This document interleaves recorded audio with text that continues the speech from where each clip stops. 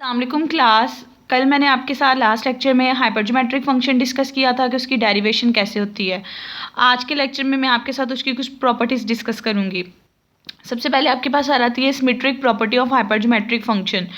आपको पेपर में ये भी कहा जा सकता है state and proof symmetric property, या आपको स्टेटमेंट भी दी जा सकती है। आपने याद कर लेनी है स्टेटमेंट भी, हर चीज़ की सब्जेक्ट में आपने स्टेटमेंट भी याद किया करनी है।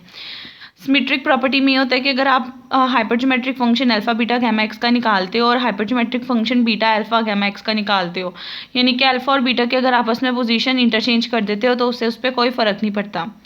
प्रूफ में देखें, लेफ्ट हैंड साइड लिखें, लेफ्ट हैंड साइड का फॉर्मूला लिखें।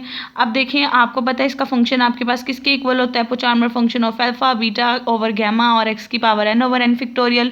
इन दोनों की पोजीशन आपस में इंटरचेंज कर दें, कोई फ़र्क नहीं पड़ेगा। देखें, जिस तरह आपके पास 2 क्रॉस 3 इक्वल्स टू 6 होता है, 3 क्रॉस 2 इक्वल्स टू 6 होता है। आप इन दोनों एलिमेंट में से जिसको मर्जी पहले लिख लें, उससे फ़र्क नहीं पड़ता। इसलिए अगर मैं बीटा को पहले लिख लूँ, अल्फा को बाद में, तो ये मेरे पास हाइपरजोमेट्रिक फंक्शन बन जाना है बीटा का, अल्फा का, गैमा और एक्स का। तो देखिए, left hand side right hand side equal आ गई हैं। बेसिकली ये चीज़ फर्स्ट एलिमेंट को शो करती है, ये सेकंड को, ये थर्ड को और ये फोर्थ को। तो आपका प्रूफ कंप्लीट हो जाता है। नेक्स्ट आपके पास आ रहा है डिफरेंशिएशन ऑफ हाइपरजोमेट्रिक फंक्शन के डेरिवेशन आपके पास कैसे होती है। अगर देखें, इसमें आपने 3 चीज़ें प्रूव करनी है, 3-4 चीज़ें आपको उन्होंने कहा है कि अगर आप हाइपरजोमेट्रिक फंक्शन का डेरिवेटिव लेते हो तो आपने प्रूव करना है alpha beta over gamma common आ जाता है। डेरिवेटिव लेने से अल्फा का अल्फा बाहर आ जाता है, अल्फा +1 में चेंज हो जाता है, बीटा बीटा +1 में, गैमा गैमा +1 में, और एक्स पे कोई फ़र्क नहीं पड़ता। इसी तरह अगर आप उसका डबल डेरिवेटिव लेते हो तो अल्फा इंटू अल्फा +1 बाहर आ जाता है और ये अल्फा +2 बन जाता है। इसी तरह बीटा इंटू बीटा +1 बाहर आ जाता है, बीटा +2 बन जाता है। गैमा इंटू गैमा +1 बाहर आ जाता है और गैमा +2 बन जाता है। अल्फा बीटा ने ऊपर से कॉमन आया करना है, गैमा ने हमेशा क्वोशिएंट से कॉमन आया करना है। इसी तरह अगर थर्ड टाइम डेरिवेटिव लोगे तो alpha into alpha +1 alpha +2 3 element common आ जाएंगे और ये अल्फा +3 बन जाएगा, और बाकियों पे भी यही चेंजेस आएंगी। इसी तरह अगर nth डेरिवेटिव ले रहे हो तो देखेंगे अल्फा +3 कब बना था, अगर थर्ड डेरिवेटिव था, 2 कब बना था, जब सेकंड डेरिवेटिव था। अगर nth डेरिवेटिव ले रहे हो तो इसने alpha +n beta +n gamma +n change हो जाना है, और इसे पीछे वाली टर्म तक बाहर कॉमन आ जाएगा, यानी कि alpha into alpha +1 alpha +2 up to सोन अल्फा +n-1, क्योंकि ये वो वाली टर्म होती है जो इस वाली टर्म से पीछे होती है, इससे पीछे, जैसे n से पीछे n-1 था। इसी तरह बीटा आएगा, इसी तरह गैमा क्वोशिएंट की फॉर्म में आएगा। बेसिकली ये पूरा का पूरा पोचार्मर फंक्शन ऑफ अल्फा है, ये पोचार्मर फंक्शन ऑफ बीटा है, क्योंकि पोचार्मर फंक्शन का फॉर्मूला बताया था इसके इक्वल होता है, और ये पोचार्मर फंक्शन ऑफ गैमा है।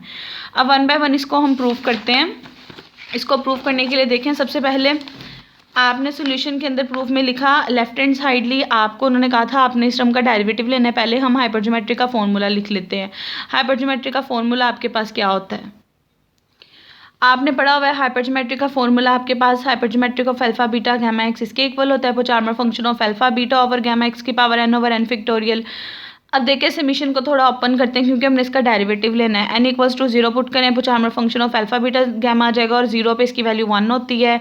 इसी तरह x की पावर 0 1, ये 1 आ जाएगा। फिर 1 पुट करेंगे, पोचार्मर फंक्शन ऑफ इनका 1 और वो अल्फा बीटा ओवर गैमा के इक्वल आ जाएगा। इसी तरह 2 पुट करेंगे तो इसकी वैल्यू भी मैंने लास्ट लेक्चर में बताई थी, आपके पास अल्फा इंटू अल्फा प्लस आती है, 1 आती है। इसी तरह बीटा वाले की भी आ जाएगी, गैमा वाले की भी आ जाएगी। आपने 2-3 टर्म्स तक ओपन कर लेना है। अब आपको बेसिकली लेफ्ट हैंड साइड का डेरिवेटिव चाहिए था, आप इसका डेरिवेटिव लोगे। एक्स के रिस्पेक्ट से डेरिवेटिव लेना है, जहाँ एक्स नहीं, कांस्टेंट का डेरिवेटिव 0, जहाँ एक्स है उसका डेरिवेटिव 1, एक्स स्क्वायर का डेरिवेटिव 2x, इसी तरह 3x स्क्वायर आ जाएगा। डेरिवेटिव्स लेने के बाद अब देखें, पूरी की पूरी टर्म के अंदर से ऊपर से अल्फा बीटा कॉमन आ रहा है, नीचे से गैमा कॉमन आ रहा है, आप कॉमन ले लोगे। अब देखें, अभी आपके पास इस फॉर्म में चेंज हो गई है जिसका पहला एलिमेंट अल्फा +1 है। आपने एक चीज़ का ख्याल रखना है, जब भी कभी आप हाइपरजोमेट्री की बात करते हो, जैसे कि ये फॉर्मूला है, आपके पास जो चीज़ यहाँ बन रही होती है वो उसका पहला एलिमेंट होता है। यहाँ अल्फा बन रहा था, अल्फा पहला एलिमेंट है, बीटा बन रहा था, बीटा पहला एलिमेंट है। अब यहाँ पे देखें, आपके पास अगर मैं इस वाली टर्म की बात करूँ, यहाँ पे पहली टर्म बन रही है अल्फा +1, इसका मतलब ये हाइपरजोमेट्रिक फंक्शन जिसमें ये चेंज हुआ है उसका पहला एलिमेंट है अल्फा +1, दूसरा है बीटा +1, तीसरा है गैमा +1 और एक्स एज इट इज़ है। तो ये hypergeometric function of alpha +1 beta +1 gamma +1 और एक्स का बन जाएगा, और बाहर वही टर्म आ जाएगी। तो फर्स्ट पार्ट इधर से कंप्लीट हो जाएगा। सेकंड पार्ट के लिए फर्स्ट वाला पार्ट जो था डेरिवेटिव, उसका अगेन डेरिवेटिव लेना है। आप अगेन डेरिवेटिव लोगे तो अल्फा इंटू अल्फा +1 वगैरह सारी टर्म्स कॉमन आ जाएंगी। अंदर जो फंक्शन बनेगा वो अल्फा +2 बीटा +2 का बनेगा। इसी तरह थर्ड डेरिवेटिव लोगे तो यहाँ +3 वाली चीज़ें आ जाएंगी। इसी तरह nth डेरिवेटिव लोगे तो ये चीज़ प्रूव हो जाएगी। ये अब टू सोन करके लिख देना, इसको नेक्स्ट प्रूव करने की ज़रूरत नहीं है, ठीक है।